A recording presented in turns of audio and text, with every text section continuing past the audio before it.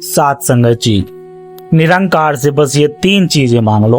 प्यारे साथ संगत जी, प्यार से कहना धन निरंकार जी। साथ संगत जी, आज एक सद्गुरु स्वरूप निरंकारी संत और निरंकारी बहन जी के साथ ऐसा संवाद होने जा रहा है जिसे आप जी को अंत तक जरूर देखना और सुनना चाहिए, क्योंकि इस संवाद में बहुत ही दिव्य सवालों और उसके जवाबों को जान पाएंगे। एक ऐसे सवाल जो हर इंसान के मन में कभी ना कभी जरूर आता है। अगर आज खुद सतगुरु आपके सामने आ जाए और कहे मांगो जो मांगना है, तो आप क्या मांगोगे? धन, सुख या फिर सफलता? अगर कोई आपसे कहे कि इन सबसे भी बड़ी सिर्फ 3 चीज है जो अगर मिल जाए तो जिंदगी खुद ब खुद संवर जाए, तो क्या आप जानना चाहोगे वो 3 चीजें क्या है? अगर हाँ, तो आइए साथ संगत जानते हैं। वीडियो के अंत तक जरूर बने रहिएगा। साथ संगत जी, एक सतगुरु स्वरूप महात्मा जी के पास एक बहन जी कुछ मन में संकोच लेकर आती है। तभी बहन जी महात्मा जी से कहती है, धन निरंकार जी महापुरुष महात्मा जी। महात्मा जी बोलते हैं, धन निरंकार जी बहन जी बैठो। आज चेहरे पर कुछ अलग सा भाव है, कोई सवाल मन में चल रहा है क्या बहन जी?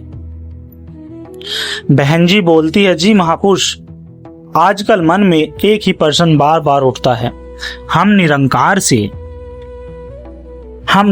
से क्या मांगे?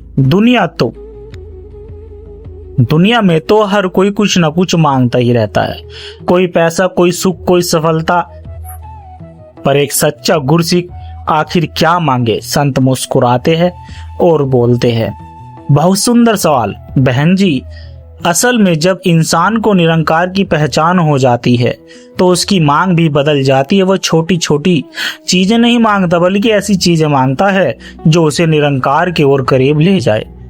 बहन जी बोलती है, तो महात्मा जी वो 3 चीजें क्या है जो हमें निरंकार से मांगनी चाहिए? संत बोलते हैं, बहन जी अगर मांगना ही है तो सिर्फ ये 3 चीज मांग लो, सेवा, सत्संग और सुमिरन। बहन थोड़ी हैरानी से बोलती है, संत जी क्या यह तीनों चीज इतनी महत्वपूर्ण है?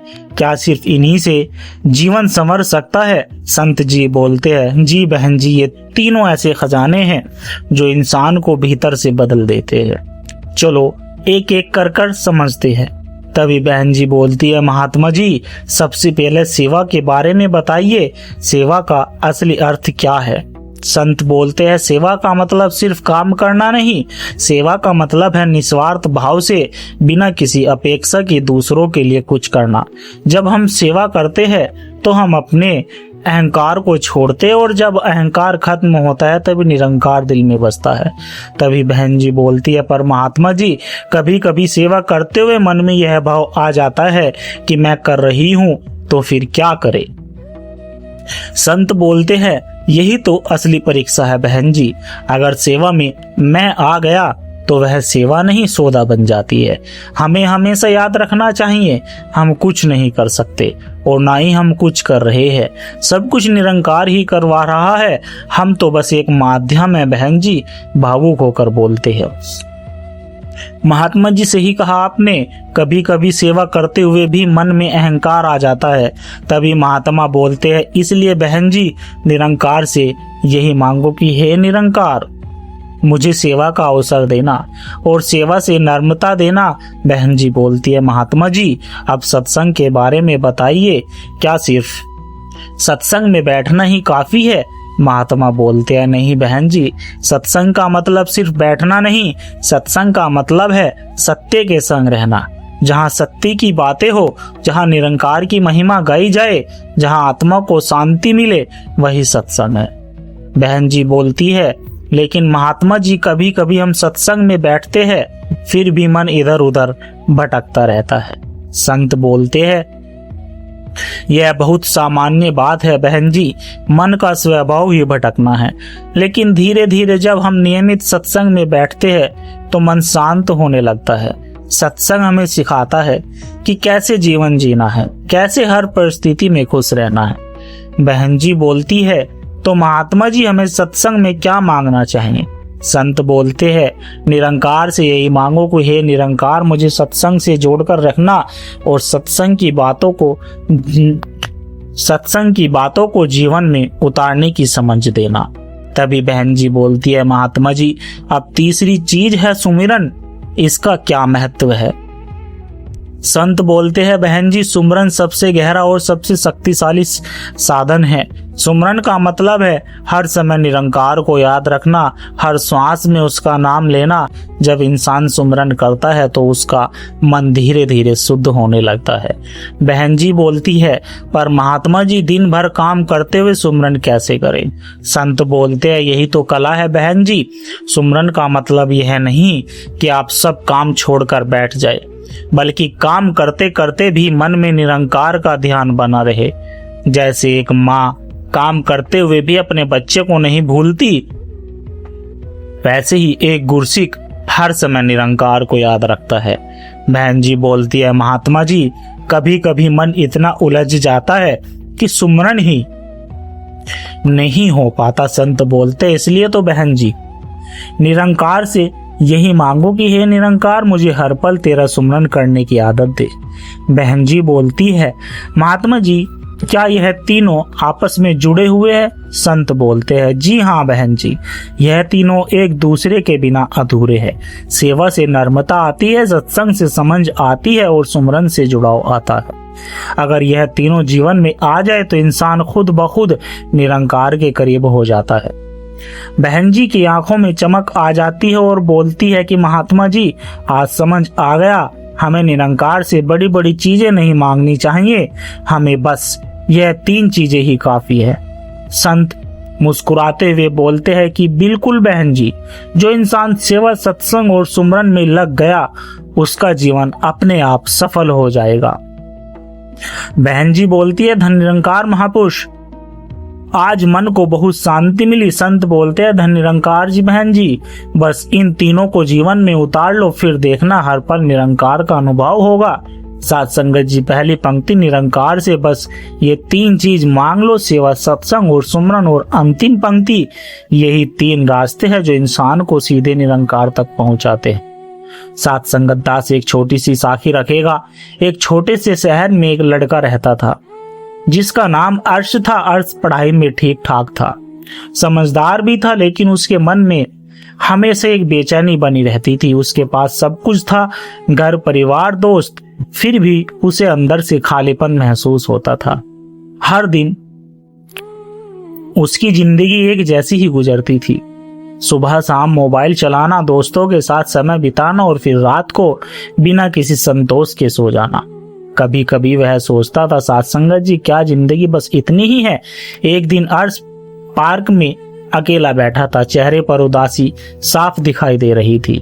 तभी उसके पास एक बुजुर्ग संत आकर बैठे। संत बोले, बेटा, क्या सोच रहे हो? चेहरे पर इतनी उदासी क्यों है? अर्श हल्की सी मुस्कान के साथ बोलता है, कुछ खास नहीं बाबा जी, बस ऐसे ही मन थोड़ा खाली खाली सा लगता है। संत बोलते हैं, जब मन खाली लगे तो समझ लो कि उसे कुछ सही चीज की तलाश है। अर्श ने हैरान से संत की तरफ देखा, बोला, सही चीज वो क्या होती है? संत मुस्कुराते हुए बोले, निरंकार से जुड़ने का रास्ता, सेवा, सुमरन और सत्संग। ये तीन शब्द अर्श के लिए नए थे। अर्श बोला, क्या यह सच में मेरी जिंदगी बदल सकते हैं? संत बोले, अगर दिल से अपनाओगे तो सिर्फ जिंदगी ही नहीं, सोच भी बदल जाएगी। अर्श को उनकी बातों में सच्चाई महसूस हुई। उसने तय किया कि अब इन तीनों को अपने जीवन में अपनाने की कोशिश करेगा। साथ संगत, अगले दिन अर्श पास के एक सत्संग भवन गया। वहां कुछ लोग सफाई कर रहे थे, कुछ पानी पिला रहे थे, कुछ जूते संभाल रहे थे। अर्श ने सोचा, मैं भी कुछ मदद करूं। शुरुआत में उसे थोड़ा अजीब लगा। साथ संगत, पहली बार वह किसी के लिए बिना किसी मतलब के काम कर रहा था। वह जूते ठीक से लगाने लगा, कभी पानी पिलाने लगा, कभी फर्श साफ करने लगा। शुरू में उसे थकान महसूस हुई, लेकिन धीरे धीरे उसके चेहरे पर एक अलग सी खुशी आने लगी। एक दिन उसने महसूस किया कि दूसरों के लिए कुछ कर रहा हूँ और मुझे अच्छा लग रहा है। उस दिन अर्श ने पहली बार सच्ची खुशी महसूस की। अब अर्श नियमित रूप से सत्संग जाने लगा। वह वहां बैठकर संतों की बातें सुनता, जीवन में असली उद्देश्य के बारे में, निरंकार की सच्चाई के बारे में, अहंकार छोड़ने के बारे में। शुरुआत में उसका मन भटकता था, कभी मोबाइल याद आता, कभी दोस्तों की बातें, लेकिन धीरे धीरे उसकी रुचि बढ़ने लगी। एक दिन सत्संग में किसी ने कहा कि सच्ची खुशी बाहर नहीं अंदर होती है। एक दिन सत्संग में किसी ने कहा कि अगर सच्ची खुशी चाहिए तो सच्चे सद्गुरु के शरण में जाओ और वहां ब्रह्म ज्ञान ले लो। यह बात सीधे अर्श के दिल में उतर गई। वह सिर्फ सुनता नहीं था बल्कि समझने की कोशिश करता था और धीरे धीरे उसने जीवन में उतारने लगा। अब बारी थी सबसे मुश्किल लेकिन सबसे गहरी चीज सुमरन की। हर्ष ने सोचा, क्या मैं पूरे दिन निरंकार को याद कर सकता हूँ? शुरुआत में यह आसान नहीं था साथ संगत। वह कुछ देर याद करता फिर भूल जाता, लेकिन उसने हार नहीं मानी। सुबह उठते ही वह निरंकार को याद करता, चलते फिरते काम करते हुए वह मन ही मन सुमरन करने लगा। धीरे धीरे उसे महसूस हुआ कि उसका मन शांत हो रहा है। अब छोटी छोटी बातों पर गुस्सा नहीं आता था, दूसरों की बातें बुरी नहीं लगती थी।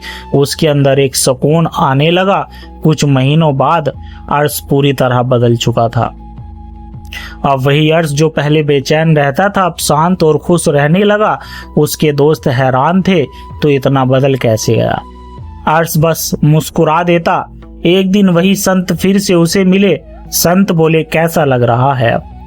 अर्श खुशी के साथ बोला, बाबा जी अब समझ आया सच्ची खुशी क्या है। संत बोले और क्या पाया? अर्श बोला, सेवा से नर्मता मिली, सत्संग से समझ मिली और सुमरन से सुकून मिला। संत मुस्कुराकर बोले, बस बेटा यही असली खजाना है, साथ संगत। और अब हर किसी को यही समझने लगा कि अगर जिंदगी में सच्ची खुशी चाहिए तो निरंकार से कुछ बड़ा मत मांगो, बस ये 3 चीजें मांग लो, सेवा, सुमरन और सत्संग, क्योंकि यही 3 रास्ते इंसान को अंदर से बदलते हैं और उसे सच्ची शांति तक पहुंचाते हैं। साथ संगत, निरंकार से बस ये 3 चीज मांग लो, सेवा और सत्संग, सुमरन। जब ये तीनों जीवन में आते हैं तो इंसान को किसी और चीज की जरूरत नहीं रहती। साथ संगत, मानव जीवन बहुत अनमोल है, लेकिन अक्सर इंसान इसकी सच्ची कीमत को समझ नहीं पाता। वह बाहर की दुनिया में सुख, शांति और संतोष ढूंढता है, पर जितना ज्यादा खोजता है उतना ही अंदर से खाली होता जाता है। इसका कारण यही है कि असली खुशी बाहर नहीं बल्कि भीतर होती है और इस भीतर की शांति का मार्ग निरंकार से जुड़ना है, सच्चे सद्गुरु की शरण में जाना है। जब इंसान को निरंकार की पहचान हो जाती है तब उसकी सोच बदल जाती है।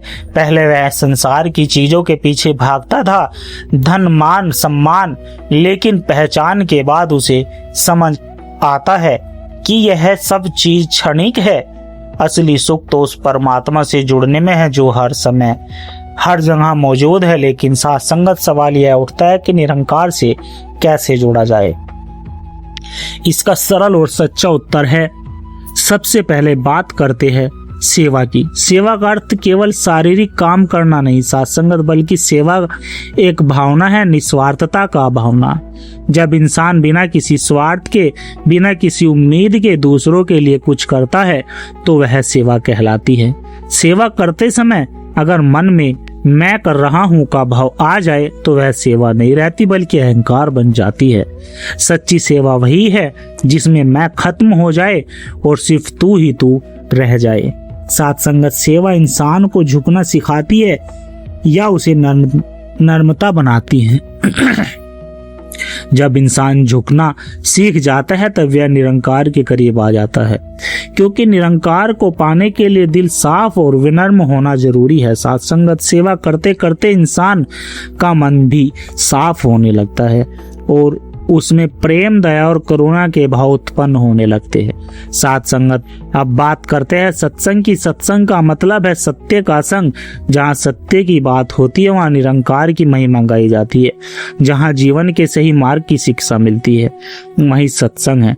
सत्संग केवल सुनने का नाम नहीं है बल्कि समझने और उसे जीवन में उतारने का नाम है।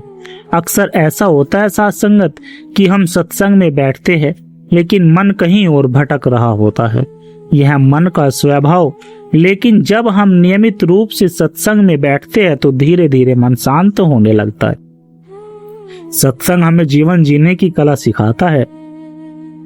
यह हमें सिखाता है कि हर परिस्थिति में कैसे संतुलित रहना है, कैसे दुख में धैर्य रखना है और सुख में भी अहंकार नहीं आने देना है।